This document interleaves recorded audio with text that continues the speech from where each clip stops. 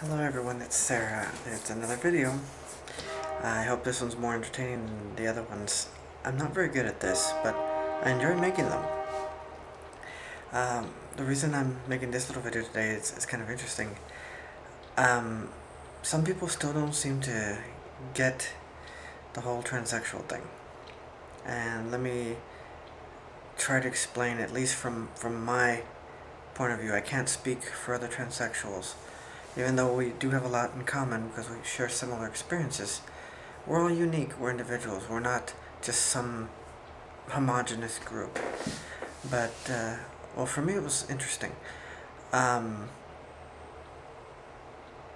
I came to realize that I think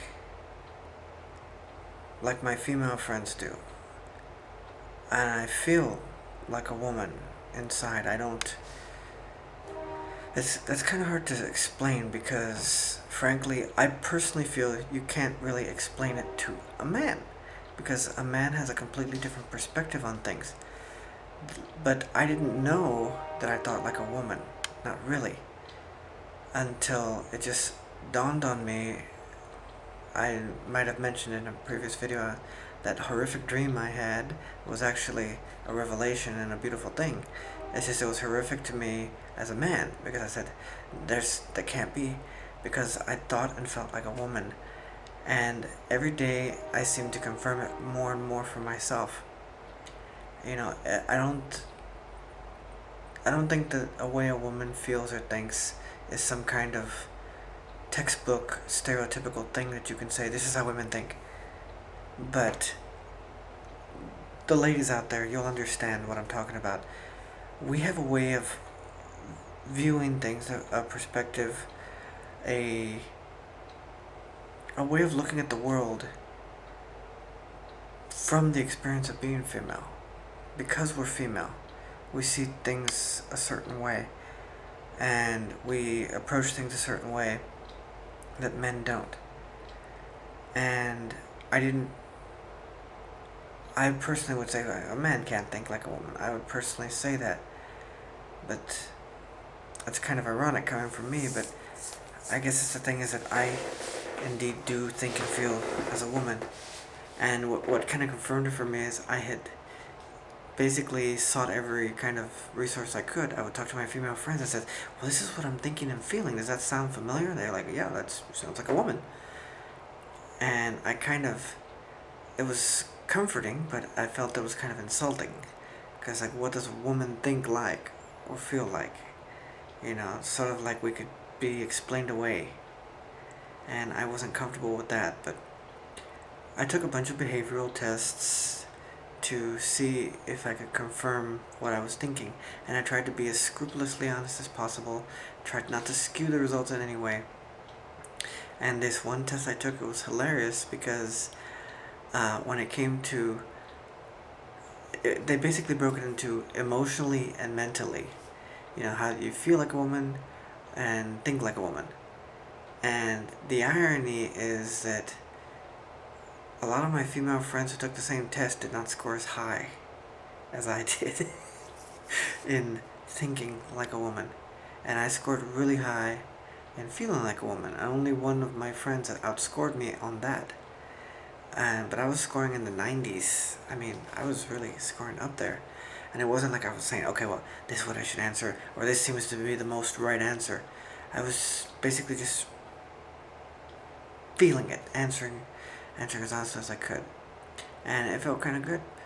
But the funny thing is that whenever I take a test like that, or I take a test to see how much of a lesbian I am, I score like ridiculously high. And I'm thinking to myself, I'm like going over in my head, I go, well, the answer didn't seem that odd to me, or that telling. You know, I try to, it's not like the other tests where it's like, it's obvious, like, oh, this is the answer.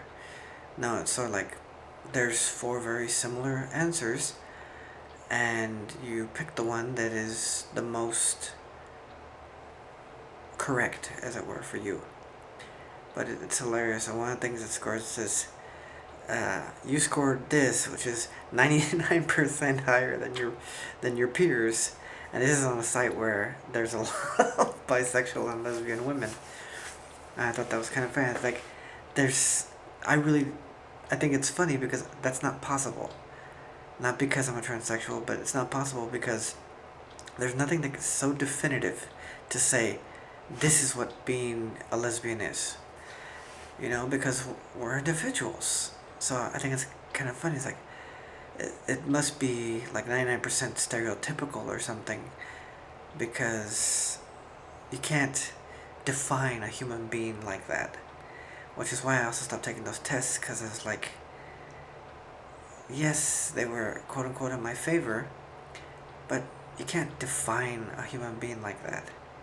Unless, you know, in involved tests, you might be able to determine if they have a mental illness, or what their tendencies go toward, or what kind of personality they have. But to say what a person's gender is, or what a person's sexuality is, you know, with like what is supposed to be like 99 or 100% accuracy, no.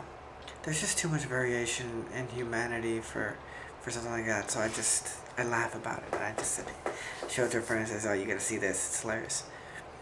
But what's more hilarious is my lesbian friends don't score as high as I do those things, you know.